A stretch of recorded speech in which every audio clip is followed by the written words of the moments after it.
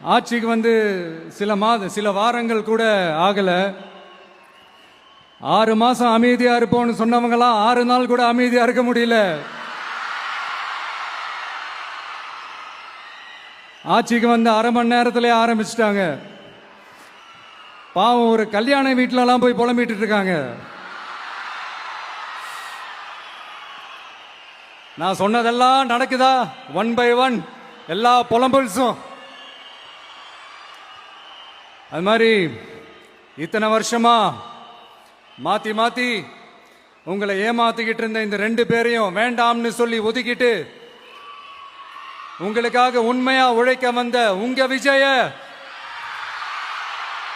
உங்க அண்ணன, உங்க தம்பிய